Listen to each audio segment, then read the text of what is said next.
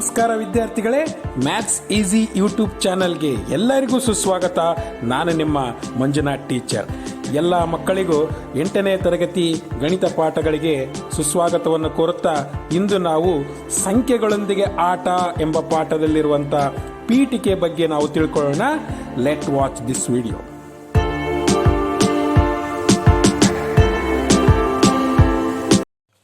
ಹಾಗಾದ್ರೆ ಮಕ್ಕಳೇ, ಈ ಸಂಖ್ಯೆಗಳೊಂದಿಗೆ ಆಟ ಎಂಬ ಪಾಠದಲ್ಲಿ ಮೊದಲು ಈ ಪಾಠದಲ್ಲಿ ಬರುವಂತ ಪ್ರಮುಖ ಅಂಶಗಳು ಏನು ಅನ್ನೋದ್ರ ಬಗ್ಗೆ ಮೊದಲು ತಿಳ್ಕೊಳ್ಳೋಣ.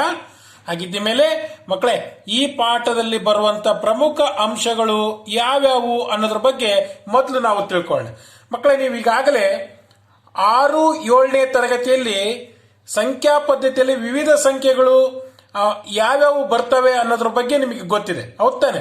ಹಾಗಿದ್ದ ಮೇಲೆ ಸ್ವಲ್ಪ ನಿಮಗೆ ನೆನಪು ಮಾಡ್ಕೊಳ್ಳೋದಾದ್ರೆ ಯಾವ್ಯಾವ ರೀತಿಯಾದಂಥ ಸಂಖ್ಯೆಗಳ ಗುಂಪುಗಳಿದಾವೆ, ಯಾವ್ಯಾವ ರೀತಿಯ ಸಂಖ್ಯೆಗಳ ಗಣಗಳಿದಾವೆ ಅನ್ನೋದನ್ನ ಸ್ವಲ್ಪ ನಾವು ನೆನಪು ಮಾಡ್ಕೊಳ್ಳೋದಾದ್ರೆ, ಮೊದಲನೇದಾಗಿ ಸ್ವಾಭಾವಿಕ ಸಂಖ್ಯೆಗಳ ಗಣ.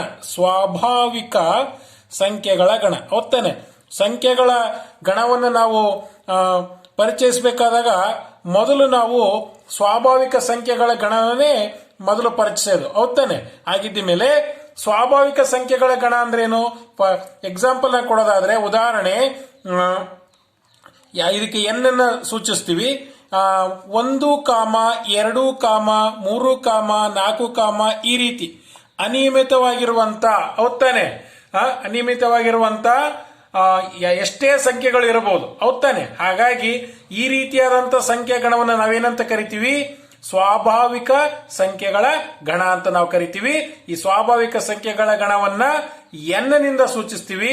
ಸ್ವಾಭಾವಿಕ ಸಂಖ್ಯೆಗಳ ಗಣ ಯಾವ ಒಂದು ಅಂಕಿಯಿಂದ ಪ್ರಾರಂಭ ಆಗುತ್ತೆ?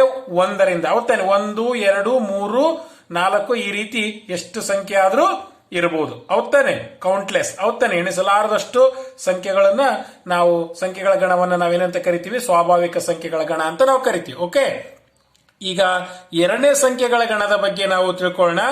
ಪೂರ್ಣ ಸಂಖ್ಯೆಗಳು. ಪೂರ್ಣ ಸಂಖ್ಯೆಗಳ ಗಣ, ಹೌದ್ ತಾನೆ? ಪೂರ್ಣ ಸಂಖ್ಯೆಗಳ ಗಣ, ಹೌದ್ ತಾನೆ? ಈ ಪೂರ್ಣ ಸಂಖ್ಯೆಗಳ ಗಣ ಏನ್ ಹೇಳುತ್ತೆ ನಮಗೆ? ಇದನ್ನ ಡಬ್ಲ್ಯೂ ನಿಂದ ಸೂಚಿಸ್ತೀವಿ, ಹೋಲ್ ನಂಬರ್ ಅಂತೀವಿ ಇಂಗ್ಲಿಷ್ ನಲ್ಲಿ. ಇಲ್ಲಿ 0 ಇಲ್ಲ, ಹೌದ್ ತಾನೆ? ಇಲ್ಲಿ 0ಯನ್ನು ಒಳಗೊಂಡಂತೆ ಸ್ವಾಭಾವಿಕ ಸಂಖ್ಯೆಗಳ ಗಣ ಅಂತ ನಾವು ಕರಿಬಹುದು. 0ಯನ್ನು ಒಳಗೊಂಡಂತೆ 0, 1, 2, 3, 4 ಈ ರೀತಿ, ಹೌದ್ ತಾನೆ? ಎಣಿಸಲಾರದಷ್ಟು ಸಂಖ್ಯೆಗಳು, ಹೌದ್ ತಾನೆ? ಈ ರೀತಿಯಾಗಿರುವಂತಹ ಸಂಖ್ಯೆಗಳ ಗಣವನ್ನ ನಾವೇನಂತ ಕರಿತೀವಿ? ಪೂರ್ಣ ಸಂಖ್ಯೆಗಳ ಗಣ ಅಂತ ಕರಿತೀವಿ. ಇದನ್ನು ಡಬ್ಲ್ಯೂ ನಿಂದ ಸೂಚಿಸ್ತೀವಿ ಮಕ್ಕಳೇ. ಈ ಸಂಖ್ಯೆಗಳ ಗಣಕ್ಕೂ ಇದಕ್ಕೂ ಇರುವಂತ ವ್ಯತ್ಯಾಸ ಏನಪ್ಪಾ ಅಂತಂದ್ರೆ, ಇಲ್ಲಿ 0ಯಿಂದ ಪ್ರಾರಂಭವಾಗುತ್ತೆ. ಹಾಗಾಗಿ 0ಯನ್ನು ಒಳಗೊಂಡಂತೆ, ನೋಡಿ ಇಲ್ಲಿಂದ ಇವೆ 1, 2, 3, 4 ನಾವೇನಂತ ಅನ್ಬೋದು? ಸ್ವಾಭಾವಿಕ ಸಂಖ್ಯೆಗಳು ಅನ್ಬೋದು ತಾನೆ? 0ಯನ್ನು ಒಳಗೊಂಡಂತೆ ಇರುವಂತ ಗಣವನ್ನ ಪೂರ್ಣ ಸಂಖ್ಯೆಗಳ ಗಣ ಅಂತ ನಾವು ಕರಿತೀವಿ. ಓಕೆ, ಈಗ 3ನೇ ಸಂಖ್ಯಾ ಗಣವನ್ನ ನಾವು ತಿಳ್ಕೊಳ್ಳೋಣ. ಪೂರ್ಣಾಂಕಗಳ ಗಣ. ಪೂರ್ಣಾಂಕಗಳ ಗಣ, ಹೌದ್ ತಾನೆ? ಪೂರ್ಣಾಂಕಗಳ ಗಣ. ಓಕೆ ಸ್ಟೂಡೆಂಟ್ಸ್, ಹಾಗಿದ್ದ ಮೇಲೆ ಪೂರ್ಣಾಂಕಗಳ ಗಣ ಅಂದ್ರೆ ಏನು ಅನ್ನೋದ್ರ ಬಗ್ಗೆ ನಾವು ತಿಳ್ಕೊಳ್ಳೋಣ. ಇಲ್ಲಿ ನೋಡಿ, ಕೆಲವು ಸಂಖ್ಯೆಗಳನ್ನ ನಾನು ಉದಾಹರಣೆಗಳನ್ನು ಕೊಡ್ತೀನಿ. ಇಲ್ಲಿ ನೋಡಿ, 0ಯನ್ನು ನಾನು ಮಧ್ಯದಲ್ಲಿ ಬರಿತೀನಿ, ಧನ ಸಂಖ್ಯೆಗಳನ್ನ ಬಲಭಾಗದಲ್ಲಿ ಬರಿತೀನಿ, +1, +2, +3 ಈ ರೀತಿಯಾಗಿ. ಋಣ ಸಂಖ್ಯೆಗಳನ್ನ 0ಯ ಎಡಭಾಗದಲ್ಲಿ ಬರಿತೀನಿ, ಈ ರೀತಿ, ಹೌದ್ ತಾನೆ? ಈ ರೀತಿ ಡಾಟ್ ಡಾಟ್ ಅಂತಂದ್ರೆ ಎಣಿಸಲಾರದಷ್ಟು ಸಂಖ್ಯೆಗಳು, ಗೊತ್ತಾಯ್ತಲ್ವಾ? ಈ ರೀತಿ -1, -2, -3, ಹೌದ್ ತಾನೆ? ಹಾಗಾಗಿ ಈ 0 ಮಧ್ಯದಲ್ಲಿದ್ದು ಈ 0ಯ ಬಲಭಾಗದಲ್ಲಿರುವಂತಹ ಸಂಖ್ಯೆಗಳು, ಇವನ್ನ ಧನ ಪೂರ್ಣಾಂಕಗಳಂತ ಕರಿತೀವಿ. ಇಲ್ಲಿ 0 ಎಡಭಾಗದಲ್ಲಿರುವಂತಹ ಸಂಖ್ಯೆಗಳನ್ನ ಋಣ ಪೂರ್ಣಾಂಕಗಳನ್ನು ಅಂತ ಕರಿತೀವಿ, ಹೌದ್ ತಾನೆ? 0ಯನ್ನು ಒಳಗೊಂಡಂತೆ, ಹೌದ್ ತಾನೆ? 0ಯನ್ನು ಒಳಗೊಂಡಂತೆ ಧನ ಪೂರ್ಣಾಂಕಗಳು ಮತ್ತು ಋಣ ಪೂರ್ಣಾಂಕಗಳು ಒಳಗೊಂಡಿರುವ ಗಣವನ್ನು ನಾವೇನಂತ ಕರಿತೀವಿ? ಪೂರ್ಣಾಂಕಗಳ ಗಣ ಅಂತ ಕರಿತೀವಿ. ಇದನ್ನ Z ಅಕ್ಷರದಿಂದ ನಾವು ಸೂಚಿಸ್ತೀವಿ, ಗೊತ್ತಾಯ್ತಲ್ಲ ಮಕ್ಕಳೇ? ಹಾಗಿದ್ದ ಮೇಲೆ ನೋಡ್ರಿ, ಈ 3 ಸಂಖ್ಯಾ ಪದ್ಧತಿಯಲ್ಲಿರುವಂತಹ 3 ಗಣಗಳನ್ನು ನೀವು ಗಮನಿಸ್ತಾ ಹೋಗ್ರಿ. ಇಲ್ಲಿ 0ಯನ್ನು ಒಳಗೊಂಡಿಲ್ಲ, ಇಲ್ಲಿ 0 ಇದೆ. ಇಲ್ಲಿ ಧನ ಪೂರ್ಣಾಂಕ ಋಣ ಪೂರ್ಣಾಂಕಗಳಿಲ್ಲ, ಕೇವಲ ಧನ ಪೂರ್ಣಾಂಕಗಳಿದಾವೆ. ಇಲ್ಲಿ ಧನ ಪೂರ್ಣಾಂಕಗಳು ಇದಾವೆ, ಋಣ ಪೂರ್ಣಾಂಕಗಳು ಕೂಡ ಇದಾವೆ, ಹೌದ್ ತಾನೆ? -1, -2, -3 ಇವು ಕೂಡ ಎಣಿಸಲಾರದಷ್ಟು ಸಂಖ್ಯೆಗಳನ್ನು ನಾವು ಬರೀಬಹುದು. ಇವು ಕೂಡ ಎಣಿಸಲಾರದಷ್ಟು ಸಂಖ್ಯೆಗಳನ್ನು ನಾವು ಬರೀಬಹುದು, ಗೊತ್ತಾಯ್ತಲ್ಲ ಮಕ್ಕಳೇ? ಹಾಗಿದ್ದ ಮೇಲೆ ಈಗ ಕೊನೆಯದಾಗಿ 8ನೇ ತರಗತಿಗೆ ನಮಗೆ ಮುಖ್ಯವಾಗಿ ಬೇಕಾಗಿರೋದು 4 ಸಂಖ್ಯಾ ಪದ್ಧತಿಯ ಗಣಗಳು. ಓಕೆ, ಇನ್ನೊಂದು ಯಾವುದಪ್ಪ ಅಂತಂದ್ರೆ ಭಾಗಲಬ್ಧ ಸಂಖ್ಯೆಗಳ ಗಣ. ಭಾಗಲಬ್ಧ ಸಂಖ್ಯೆಗಳ ಗಣ ಹೋಗ್ತಾನೆ.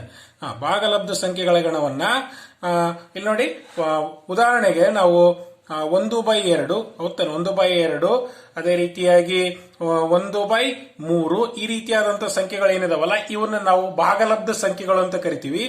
ಈ ಸಂಖ್ಯೆಗಳು ಏನಿದಾವಲ್ಲ ಈ ಸಂಖ್ಯೆಗಳನ್ನ ನಾವು P/Q ರೂಪದಲ್ಲಿ ವ್ಯಕ್ತಪಡಿಸಬಹುದಾದ ಸಂಖ್ಯೆಗಳು. P/Q, ಇದು P ಅಂತ ಕರಿತೀವಿ, ಇದನ್ನ Q ಅಂತ ಕರಿತೀವಿ. P/Q ರೂಪದಲ್ಲಿ ವ್ಯಕ್ತಪಡಿಸಬಹುದಾದ ಸಂಖ್ಯೆಗಳ ಗಣ. ಹಾಗೂ P/Q, P ಮತ್ತು Qಗಳು ಏನಪ್ಪಾ ಅಂತಂದ್ರೆ ಇವು ಪೂರ್ಣಾಂಕಗಳು. ಇವು ಏನಾಗಿರ್ತವೆ? ಪೂರ್ಣಾಂಕಗಳು. P ಮತ್ತು Q ಅಂದ್ರೆ ಅವು ಯಾವುದೇ ಪೂರ್ಣಾಂಕಗಳಾಗಿರ್ಬೋದು. ಆದರೆ ಒಂದು ಕಂಡೀಷನ್ ಏನಪ್ಪಾ ಅಂತಂದ್ರೆ Q ಐತಲ್ಲ 0ಗೆ ಸಮನಾಗಿರಬಾರದು. ಆದ್ರೆ Q 0ಗೆ ಸಮನಾಗಿ, ಪೂರ್ಣಾಂಕಗಳು ಅಂದ ತಕ್ಷಣ ನಾವು 0ನ್ನು ಸೇರಿಸ್ಕೋಬಹುದಾ ಅಂತ ಅನ್ಕೊಳ್ಳೋದಾತಂದ್ರೆ ಇದು Q ಇದೆಯಲ್ಲ 0ಗೆ ಸಮನಾಗಿರಬಹುದು. ಈ ರೀತಿಯಾದಂತ ಸಂಖ್ಯೆಗಳನ್ನು ಒಳಗೊಂಡಿರುವ ಗಣಕ್ಕೆ ನಾವೇನಂತ ಕರಿತೀವಿ? ಭಾಗಲಬ್ಧ ಸಂಖ್ಯೆಗಳ ಗಣ ಅಂತಂದೇಳಿ ನಾವು ಕರಿತೀವಿ. ಗೊತ್ತಾಯ್ತಲ್ಲ ಮಕ್ಕಳೇ? ಆಗಿದ್ದ ಮೇಲೆ ಇಲ್ಲಿ ನೋಡಿ, ನಾವು ಇಷ್ಟು ಸಾಕು ಈ ಒಂದು ಸಂಖ್ಯೆಗಳೊಂದೇ ಆಟ ಅಧ್ಯಾಯದಲ್ಲಿ ಈ ಒಂದು ಸಂಖ್ಯಾ ಗಣಗಳನ್ನ ನಾವು ಮೊದಲು ತಿಳ್ಕೋಬೇಕಾಗತ್ತೆ. ಹಾಗಿದ್ದ ಮೇಲೆ ಮುಂದಿನ ಹಂತಕ್ಕೆ ನಾವು ಹೋಗೋದಾದ್ರೆ ಸಂಖ್ಯೆಗಳ ವಿಸ್ತೃತ ರೂಪ. ಸಂಖ್ಯೆಗಳ ವಿಸ್ತೃತ ರೂಪದ ಬಗ್ಗೆ ನಾವು ತಿಳ್ಕೊಳ್ಳೋಣ. ಸಂಖ್ಯೆಗಳ ವಿಸ್ತೃತ ರೂಪ. ಈ ಸಂಖ್ಯೆಗಳ ವಿಸ್ತೃತ ರೂಪಗಳ ಬಗ್ಗೆ ನಾವು ತಿಳ್ಕೊಳ್ಳೋಣ. ನಿಮ್ಗೆ ಈಗಾಗಲೇ ಗೊತ್ತಿದೆ. ಅದರಲ್ಲಿ ಮೊದಲನೇದಾಗಿ 2 ಅಂಕಿ ಸಂಖ್ಯೆಗಳ ವಿಸ್ತೃತ ರೂಪ. 2 ಅಂಕಿ ಸಂಖ್ಯೆಗಳ ವಿಸ್ತೃತ ರೂಪ. ಯಾವ ರೀತಿ ನಾವು 2 ಅಂಕಿ ಸಂಖ್ಯೆಗಳನ್ನು ವಿಸ್ತರಿಸಿ ಬರಿತೀವಿ ಅನ್ನೋದ್ರ ಬಗ್ಗೆ ನಾವಿಲ್ಲಿ ತಿಳ್ಕೊಳ್ಳೋಣ ಮಕ್ಕಳೇ. ಈಗ ನಾನು ಇಲ್ಲಿ ಒಂದು ಉದಾಹರಣೆ ಬರಿತೀನಿ. ಉದಾಹರಣೆಯಾಗಿ ಒಂದು ಸಂಖ್ಯೆಯನ್ನು ಬರಿತೀನಿ ನಾನು 52. ಈ 52 ನಾವು ಯಾವ ರೀತಿಯಾಗಿ ವಿಸ್ತೃತವಾಗಿ ಬರೀಬಹುದು, ವಿಸ್ತೃತ ಸಂಖ್ಯೆಯ ರೂಪದಲ್ಲಿ ಬರೀಬಹುದು ಅನ್ನೋದನ್ನ ನಾವು ತಿಳ್ಕೊಳ್ಳೋದಾದ್ರೆ ಇಲ್ಲೊಂದು ಬಾಕ್ಸ್ ಹಾಕ್ತೀನಿ ಮಕ್ಕಳೇ. ಇದು ನಿಮಗೆ ಈಸಿ ಆಗುತ್ತೆ. ನಿಮ್ಗಿದು ಈ ರೀತಿ ನಾನು ಬಾಕ್ಸ್ ಹಾಕ್ತೀನಿ. ಇಲ್ಲಿ 10⁻0 ಅಂತೀನಿ. ದಶಮಾನ ಪದ್ಧತಿಯಲ್ಲಿ ಇದೇ ರೀತಿ ತಾನೇ ಬರೆಯೋದು. 10⁻0, 10⁻1 ಅಂತ ಬರೀತೀನಿ. ಹೌದಾನೆ? ಇಲ್ಲಿ 5 ಮತ್ತು 2 ನಾನು ತುಂಬ್ತೀನಿ. ಈಗ ನೋಡ್ರಿ ನಾವು ಯಾವ ರೀತಿ ಬರೀಬಹುದು.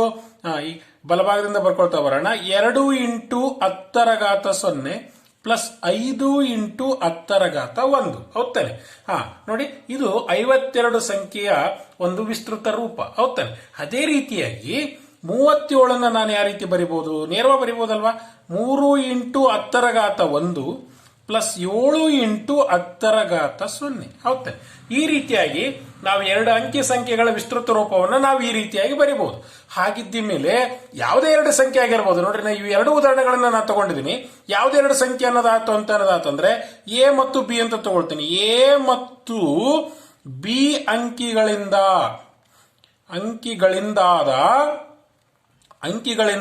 ಯಾವುದೇ 2 ಅಂಕಿ ಸಂಖ್ಯೆ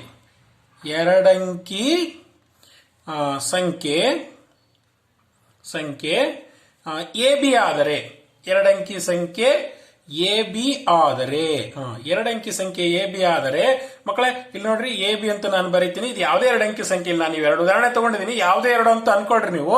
ಇದು ಯಾವ ರೀತಿ ಬರೀಬಹುದು? ನೀವು ಇದೇ ರೂಪದಲ್ಲಿ ಬರೆಯೋದಾತಂತಂದ್ರೆ A × 10⁻1 plus B × 10⁻0.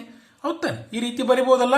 A B = ಏನ್ ಬರಿಬಹುದು? ಹಾಗಾದ್ರೆ ಎ × 10⁻1 ಅಂದ್ರೆ ಏನು? ಎ × 10. ಹೌದಾನೆ? ಬಿ × 10⁻0 ಏನು? ನೋಡ್ರಿ, ಘಾತಾಂಕದ ನಿಯಮದ ಪ್ರಕಾರ ಇಲ್ಲಿ ಒಂದು ಸಂಖ್ಯೆಯ ಘಾತ 0 ಇತ್ತಂದ್ರೆ ಅದರ ಬೆಲೆ 1. ನೆನ್ಪಿಟ್ಕೊಡ್ರಿ, ಅದರ ಬೆಲೆ ಎಷ್ಟು? 1. ಹಾಗಿದ್ದ ಮೇಲೆ ಎ ಬಿ ಅನ್ನ ನಾವು ಯಾವ ರೀತಿ ಬರಿಬಹುದು? ಎ × 10 ಏನ್ ಬರಿಬಹುದು? 10a ಪ್ಲಸ್ ಬಿ × 1 ಅಂದ್ರೆ ಏನು? ಬಿ. ಹೌದಾನೆ? ಯಾವುದೇ 2 ಸಂಖ್ಯೆಯನ್ನ ನಾವು ಈ ರೀತಿಯಾಗಿ ವಿಸ್ತೃತವಾಗಿ ಬರೀಬಹುದು ಅನ್ನೋದು ನಮಗೆ ಗೊತ್ತಾಗುತ್ತೆ. ಹೌದಾನೆ? ಅದೇ ರೀತಿಯಾಗಿ ಉಲ್ಟಾ ಬರೆದಾತಂದ್ರೆ ಅದೇ ರೀತಿಯಾಗಿ ಈಗ ನಾವು ಬಿ ಎ ಅಂತ ಬರೆಯೋದಾತಂದ್ರೆ ಯಾವ ರೀತಿ ಬರೀಬಹುದು? 10b plus A. ಹೌದಾನೆ? ಈ ರೀತಿ ಅದೇ ರೀತಿಯಾಗಿ ನಾವು ಬರೀಬಹುದಲ್ಲ. ಬಿ ಎ ಉಲ್ಟಾ ಬರೆದ್ವಿ ಅಂದ್ರೆ ಏನಂತ ಬರೀತೀರಿ?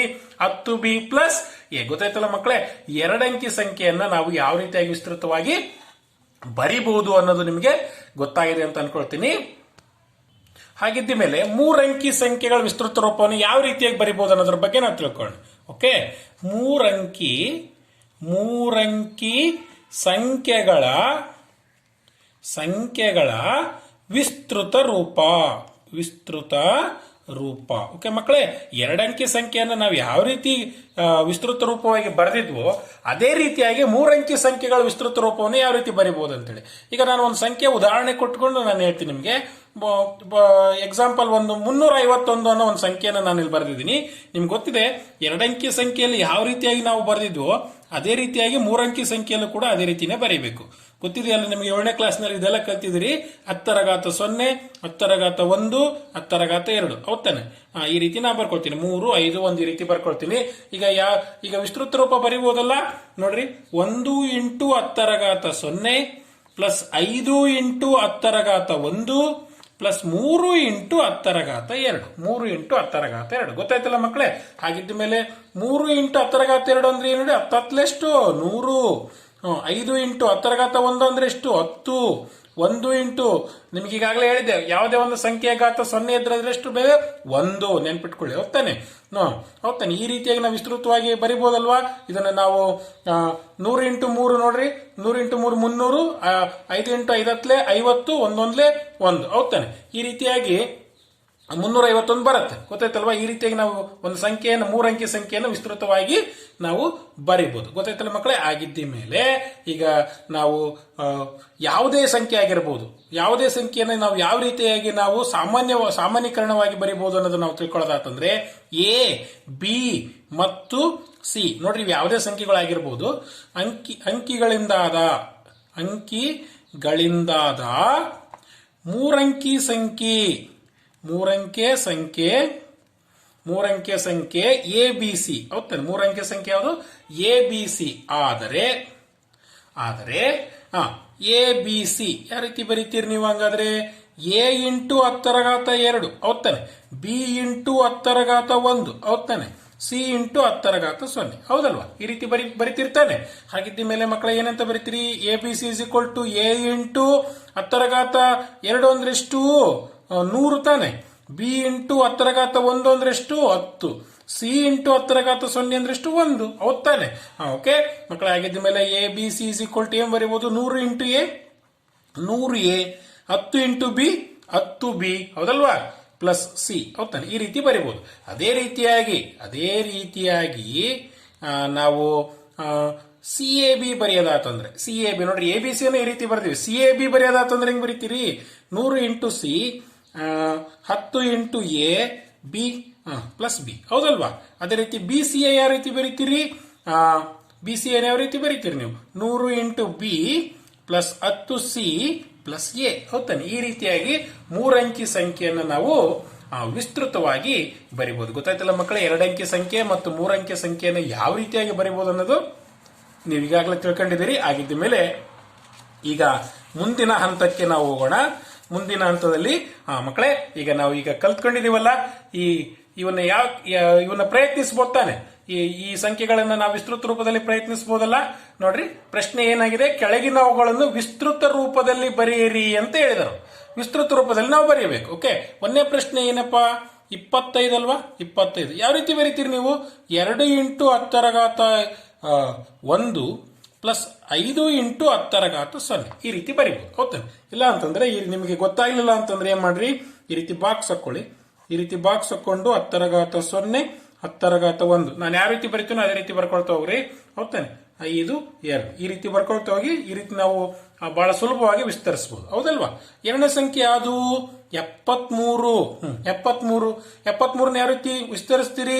7 × 10⁻1 3 × 10⁻0 ಹೌದಲ್ವಾ? ಮೂರನೇದೇನಿದೆ? 129 ಹೌದಾನೆ. ನೋಡ್ರಿ, ಇದು ಮೂರಂಕಿ ಸಂಖ್ಯೆ ಅಲ್ವಾ? ಹೌದಾನೆ. ಹಾಗಿದ್ದ ಮೇಲೆ ನೋಡ್ರಿ, ಇದಕ್ಕೊಂದು ಬಾಕ್ಸ್ ಹಾಕೊಳ್ಳೋಣ ಅಲ್ವಾ? ಈಸಿಯಾಗಿ ಗೊತ್ತಾಗ್ಬಿಡುತ್ತೆ. ಓಕೆ, ಈ ರೀತಿ ಬಾಕ್ಸ್ ಹಾಕೊಳ್ಳೋಣ. 10⁻0 10⁻1 10⁻2 1 2 9 ಅದೇನ್ ಪ್ರಶ್ನೆ ಕೊಟ್ಟಿದ್ದಾರೆ ಅದನ್ನ ಬರೆದಿದ್ದೀನಿ. ಇಲ್ಲಿ ನೋಡಿ ಯಾವ ರೀತಿ ಬರೀತೀರಿ? 9 ಬಲಗಡೆಯಿಂದ ಬರ್ಕೊಳ್ತಾ ಹೋಗ್ರಿ. 9 × 10⁻0 ಹೌದಲ್ವಾ, ಪ್ಲಸ್ 2 × 10⁻1 ಪ್ಲಸ್ 1 × 10⁻2 ಗೊತ್ತಾಯ್ತಲ್ಲ ಮಕ್ಕಳೇ? ಈ 3 ಅಂಕೆ ಸಂಖ್ಯೆಯನ್ನು ಯಾವ ರೀತಿ ಬರಿಬಹುದು ಅನ್ನೋದು. ಈಗ ಇನ್ನೊಂದು ಕೊನೆ ಪ್ರಶ್ನೆ ಇದೆ, ಯಾವ್ದು ಹೇಳಿ? 302. ಹೌದಾನೆ, ಯಾವ ರೀತಿ ಬರೀತೀರಿ? 3 ಇಂಟು 10 ರ ಘಾತ 2, 0 ಇಂಟು 10 ರ ಘಾತ 1, 2 ಇಂಟು 10 ರ ಘಾತ 0. 2 ಇಂಟು 10 ರ ಘಾತ 0. ಗೊತ್ತಾಯ್ತಲ್ಲ ಮಕ್ಕಳೇ, ನಾವು ಯಾವ ರೀತಿಯಾಗಿ 2 ಅಂಕೆ ಸಂಖ್ಯೆಯನ್ನು ವಿಸ್ತೃತ ರೂಪದಲ್ಲಿ ಬರೆಯೋದು, ಹಾಗೆ 3 ಅಂಕೆ ಸಂಖ್ಯೆಯನ್ನು ಕೂಡ ವಿಸ್ತೃತ ರೂಪದಲ್ಲಿ ಬರೆಯೋದು. ಓಕೆ ಮಕ್ಕಳೇ, ಹಾಗಿದ್ದ ಮೇಲೆ ಈಗ ಮುಂದಿನ ಹಂತಕ್ಕೆ ಹೋಗೋದಾದ್ರೆ ಇಲ್ಲೊಂದು ಪ್ರಶ್ನೆ ಇದೆ ನೋಡ್ರಿ. ಕೆಳಗಿನವುಗಳನ್ನು ಸಾಮಾನ್ಯ ರೂಪದಲ್ಲಿ ಬರೆಯಿರಿ ಅಂತ ಇದೆ. ಕೆಳಗಿನವುಗಳನ್ನು ಯಾವ ರೂಪದಲ್ಲಿ ಬರೀಬೇಕು? ಸಾಮಾನ್ಯ ರೂಪದಲ್ಲಿ. ವಿಸ್ತೃತ ರೂಪದಲ್ಲಿ ಕೊಟ್ಟಿದ್ದಾರೆ ಅವರು, ಸಾಮಾನ್ಯ ರೂಪದಲ್ಲಿ. ಗೊತ್ತಾನೆ, ಇಲ್ಲೇ ಬರೆದ್ಬಿಡೋಣ. ಓಕೆ, ಇದು ಪ್ರಶ್ನೆ ಇದು. 15 50 ಪ್ಲಸ್ 6. ಹೌದಾನೆ, 50 ಪ್ಲಸ್ 6 ಎಷ್ಟು? 56. ಹೌದಾನೆ, ಸಾಮಾನ್ಯ ರೂಪದಲ್ಲಿ ನಾವು ಬರೆದು. ಅದೇ ರೀತಿ 100 ಇಂಟು 7 ಎಷ್ಟು? 700 ಪ್ಲಸ್ 11 10 ಪ್ಲಸ್ 8. ಹೌದಾನೆ, 718. ಹೌದಲ್ವಾ? ಅದೇ ರೀತಿಯಾಗಿ ಮಕ್ಕಳೇನು ನೋಡ್ರಿ, 100 ಇಂಟು ಎ ಅಂದರೆ 100 A plus 10 into C 10 C plus B. ಇವನ್ನ ಕೂಡಕ್ ಬರೋದಿಲ್ಲ, ಇವು ವಿಜಾತಿ ಪದಗಳು, ನೆನ್ಪಿಟ್ಕೊಳ್ರಿ. ಸಜಾತಿ ಪದಗಳನ್ನ ಮಾತ್ರ ನಾವು ಕೂಡಬಹುದು. ಹೌದಾನೆ, 100 A plus 10 C plus B. ಹೌದಾನೆ, ಹಾಗಿದ್ದ ಮೇಲೆ ಇಲ್ಲಿ ಎ ಬಿ ಸಿ ಅನ್ನೋದು ಏನಪ್ಪಾ ಅಂತಂದ್ರೆ ಯಾವ್ದಾದ್ರೂ ಸಂಖ್ಯೆಗಳು ಇರಬಹುದು. ಹೌದಾನೆ, ಹಾಗಾಗಿ ಈ ರೀತಿ ಕೊಟ್ಟಿದ್ದಾರೆ ಅವರು. ಗೊತ್ತಾಯ್ತಲ್ಲ ಮಕ್ಕಳೇ? ಹಾಗಿದ್ದ ಮೇಲೆ ಈಗ ನಾವು ಮುಂದಿನ ಹಂತಕ್ಕೆ ಹೋಗೋಣ. ಓಕೆ, ಈಗ ಸಂಖ್ಯೆಗಳೊಂದಿಗೆ ಆಟ. ಹೌದಾ, ಈ ಸಂಖ್ಯೆಗಳೊಂದಿಗೆ ಆಟದಲ್ಲಿ ಕೆಲವೊಂದು ಆಟಗಳಿದಾವೆ. ಈ ಆಟಗಳ ಮೂಲಕ ನಾವು ಸಂಖ್ಯೆಗಳ ಒಂದು ಗುಣಲಕ್ಷಣಗಳನ್ನ ನಾವು ತಿಳ್ಕೋಬಹುದು. ಗೊತ್ತಾಯ್ತಲ್ಲ ಮಕ್ಕಳೇ? ಹಾಗಿದ್ದ ಮೇಲೆ ಆ ಸಂಖ್ಯೆಗಳ ಒಂದು ಆಟದಲ್ಲಿ ಆ ಸಂಖ್ಯೆಗಳ ವಿಶೇಷತೆ ಏನು ಅನ್ನೋದ್ರ ಬಗ್ಗೆ ನಾವು ತಿಳ್ಕೊಳ್ಳೋಣ. ಈಗ 2 ಅಂಕಿ ಸಂಖ್ಯೆಯ ಅಂಕಿಗಳ ಅದಲು ಬದಲು ಮಾಡುವುದು. ಯಾವುದೇ 2 ಸಂಖ್ಯೆ ತಗೊಳ್ಳೋಣ, ಆ ಸಂಖ್ಯೆನ ಅದಲು ಬದಲು ಮಾಡಿದಾಗ ನಮಗೆ ಆ ಒಂದು ಸಂಖ್ಯೆಯನ್ನ ಅದಲು ಬದಲು ಮಾಡಿ ಮತ್ತು ಕೂಡಿ ಒಂದು ಸಂಖ್ಯೆಯಿಂದ ಭಾಗಿಸಿದಾಗ ಆ ಶೇಷ ಏನು ಉಳಿಯುತ್ತೆ ಅನ್ನೋದ್ರ ಬಗ್ಗೆ ಒಂದು ಆಟ ಇದೆ. ಈ ಉದಾಹರಣೆ ಕೊಡ್ತೀನಿ ನಾನು ನಿಮಗೆ, ಆ ಉದಾಹರಣೆ ಪ್ರಕಾರ ನೀವು ಅರ್ಥ ಮಾಡ್ಕೊಳ್ಳಿ. ಓಕೆ, ಈಗ ಉದಾಹರಣೆಯಾಗಿ ನಾನು ಇಲ್ಲೊಂದು ಸಂಖ್ಯೆ ಬರೀತೀನಿ. ನಾನು ಯಾವ್ದಪ್ಪ ಅಂತಂದ್ರೆ 49 ಅನ್ನೋದು ಒಂದು ಸಂಖ್ಯೆ. ಈ 49 ಅನ್ನೋ ಒಂದು ಸಂಖ್ಯೆಯನ್ನ ನಾನು ಅದಲು ಬದಲು ಮಾಡ್ತೀನಿ. ಈ ಸಂಖ್ಯೆಯನ್ನು ಅದಲು ಬದಲು ಮಾಡಿದ್ರೆ, ಓಕೆ, ಇದನ್ನ ಅದಲು ಬದಲು ಮಾಡಿದ್ರೆ ಏನಾಯ್ತು ನೋಡ್ರಿ, 49 ಇದ್ದದ್ದು ಏನಾಯ್ತು? 94 ಆಯ್ತು. ಇವೆರಡನ್ನ ನಾನು ಕೂಡ್ತೀನಿ. ಈ ಕೂಡಿದಾಗ ಏನಾಯ್ತು ನೋಡ್ರಿ, 9 4 ಎಷ್ಟು? 13 ದಶಕ 1, 9 1 10, 10 4 ಎಷ್ಟು? 14, 143 ಆಯ್ತು. ಒಂದು ಸಂಖ್ಯೆಯನ್ನು ನಾನು ಮನಸ್ಸಿನಲ್ಲಿ ಇಟ್ಕೊಂಡಿದ್ದೆ 49, ಆ ಸಂಖ್ಯೆಯನ್ನು ಅದಲು ಬದಲು ಮಾಡಿದೆ 94 ಆಯ್ತು. ಅವೆರಡನ್ನು ಕೂಡಿದೆ 143 ಆಯ್ತು. ಹೌದಾನೆ, ಈ ಸಂಖ್ಯೆಯನ್ನ ನಾನು 11ರಿಂದ ಭಾಗಿಸ್ತೀನಿ. ಎಷ್ಟರಿಂದ? 11ರಿಂದ ಭಾಗಿಸ್ತೀನಿ. 11ರಿಂದ ಭಾಗಿಸಿದಾಗ ಶೇಷ 0 ಬರಬೇಕು ಅನ್ನೋದು ಒಂದು ಆಟ ಇದು. ಈಗ 11ರಿಂದ ಭಾಗಿಸ್ತೀನಿ. ಈಗ 11 ಒಂದ್ಲೆ 11 ಎಷ್ಟು ಉಳಿತು ನೋಡ್ರಿ? 3 ಅಲ್ವಾ? ಈಗ 3 ಇಳಿಸ್ಕೊಳ್ಬೇಕು. ಹೌದಾನೆ, 11 3ಲೆ 33. ಇಲ್ಲಿ ನೋಡ್ರಿ, ಶೇಷ ಏನ್ ಬಂದಿದೆ? ಶೇಷ 0. ಹೌದಾನೆ, ಇದು ಶೇಷ ಏನ್ ಬಂದಿದೆ? 0ಗೆ ಸಮ. ಹಾಗಾಗಿ ಯಾವುದೇ 2 ಅಂಕೆ ಸಂಖ್ಯೆಗಳನ್ನು ನೀವು ಮನಸ್ಸಿನಲ್ಲಿ ಇಟ್ಕೊಂಡು ಅದನ್ನ ಅದಲು ಬದಲು ಮಾಡಿದ್ದ ಸಂಖ್ಯೆಯನ್ನು ಕೂಡಿ ಆ ಕೂಡಿದ ಮೊತ್ತಕ್ಕೆ 11ರಿಂದ ಭಾಗಿಸಿದಾಗ ನಮಗೆ ಖಂಡಿತ ಶೇಷ ಏನು ಬರುತ್ತೆ? 0 ಬರುತ್ತೆ. ಹಾಗಾದ್ರೆ ಮಕ್ಕಳೇ, ಈ ಒಂದು ಆಟಕ್ಕೆ ಸಂಬಂಧಿಸಿದಂತ ಇನ್ನೂ ಬೇರೆ ಸಂಖ್ಯೆಗಳನ್ನ ನಾವು ಕಂಡುಕೊಂಡು ನಾವು ಪ್ರಯತ್ನಿಸಬಾರ್ದೇಕೆ? ಓಕೆ, ಮಾಡೋಣಲ್ವಾ? ಇಲ್ಲಿ ನೋಡಿ, ಇಲ್ಲಿ ಕೆಲವು ಸಂಖ್ಯೆಗಳಿದಾವೆ. ಅದೇ ರೀತಿಯಾಗಿ ನಾವು ಪ್ರಯತ್ನ ಮಾಡೋಣ. ಈ ಕೆಳಗಿನ 2 ಅಂಕಿ ಸಂಖ್ಯೆಯ ಅದಲು ಬದಲು ಮಾಡಿ ಶೇಷವನ್ನು ಪರೀಕ್ಷಿಸಿ ಅಂತಂದೇಳಿ ಒಂದು ಪ್ರಶ್ನೆಯನ್ನು ಕೊಟ್ಟಿದ್ದಾರೆ ಮಕ್ಕಳೇ. ಈಗ ನಾನು 1ನೇ ಪ್ರಶ್ನೆಯನ್ನ ಇಲ್ಲಿ ಬರೀತೀನಿ, 27. ಹೌದಾನೆ, ಇದು 1ನೇ ಪ್ರಶ್ನೆ. ಈ ಸಂಖ್ಯೆಯನ್ನು ನಾನು ಏನ್ ಮಾಡಬೇಕು? ಅದಲು ಬದಲು ಮಾಡಬೇಕು. ಓಕೆ, ಹಾಗಿದ್ಮೇಲೆ ಇದು ಪ್ರಶ್ನೆ ಬರೆದಿದ್ದೀನಿ ಮಕ್ಕಳೇ. ನೇರವಾಗಿ ಇಲ್ಲೇ ಉತ್ತರ ಬರ್ಕೊಳ್ತಾ ಹೋಗೋಣ. 27 ಪ್ಲಸ್ ಇದನ್ನ ಉಲ್ಟಾ ಮಾಡಿದ್ರೆ ಎಷ್ಟಾಯ್ತು? 72 ತಾನೆ. ಅದಲು ಬದಲು ಮಾಡಿದ್ರೆ ಹೌದಾ? ಹಾಗಿದ್ಮೇಲೆ ಕೂಡೋಣ. 7 2 9, 7 2 9. ಹೌದಾನೆ, ಎಷ್ಟು ಬಂತು? 99 ಬಂತು. ಈಗ 11ರಿಂದ ನಾವು ಭಾಗಿಸ್ಬೇಕಲ್ವಾ? 11ರಿಂದ ನಾವು ಭಾಗಿಸಿದ್ರೆ ಶೇಷ ಏನ್ ಬರಬೇಕು? 0 ಬರಲೇಬೇಕು. 11 99 ಆಗಿದ್ದ ಮೇಲೆ ಶೇಷ ಏನ್ ಬಂತು?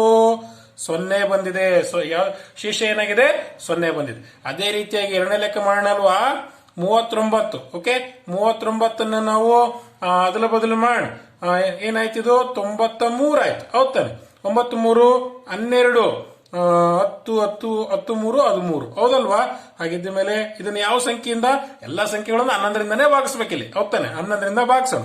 11ರಿಂದ ಭಾಗಿಸಿ 132 11 11 ಎಷ್ಟು ಉಳಿತು 2 ಹೌದಾನೆ 2 ಇಳಿಸ್ಕೊಳ್ಳೋಣ 22 ಆಯ್ತು 12 22 0 ಹೌದಾನೆ ಏನ್ ಬಂತು ಶೇಷ 0 ಬಂತು ಹೌದಾನೆ ಈಗ ಮೂರನೇ ಲೆಕ್ಕವನ್ನು ಯಾವ ರೀತಿ ಪರಿಹರಿಸಬಹುದು ಅನ್ನೋದ್ರ ಬಗ್ಗೆ ನೋಡೋಣ ಮೂರನೇ ಲೆಕ್ಕ ಏನಿದೆ 64 64 ಪ್ಲಸ್ ಉಲ್ಟಾ ಬರೀರಿ 46 ಹೌದಾನೆ 6 4 10 ದಶಕ 1 5 6 5 11 ಹೌದಾನೆ ಡಿವೈಡೆಡ್ ಬೈ 11 11ರಿಂದನೇ ಭಾಗಿಸೋಣ 11 110 ನಿಮ್ಗೆ ಗೊತ್ತಿದೆ 11 ಹತ್ತಲು ಎಷ್ಟು 110 ಹೌದಾನೆ ಶೇಷ ಏನ್ ಬಂತು 0 ಬಂತು ಹೌದಾನೆ ಇದ್ಮೇಲೆ ಇನ್ನೊಂದು ಲೆಕ್ಕ ಇದೆ ಯಾವುದು ಸಂಖ್ಯೆ ಅದು 17 ಹೌದಾನೆ ಈ 17 ನಾನು ಉಲ್ಟಾ ಬರೀತೀನಿ 17 ಪ್ಲಸ್ 71 8 88 11ರಿಂದ 88 ನಿಮ್ಗೆ ಗೊತ್ತಿದೆ 11 ಎಂಟ್ಲು ಎಷ್ಟು 88 ತಾನೆ 88 ಶೇಷ ಏನ್ ಬಂತು 0 ಬಂತು ಗೊತ್ತಾಯ್ತಲ್ಲ ಮಕ್ಕಳೇ ಆಗಿದ್ದ ಮೇಲೆ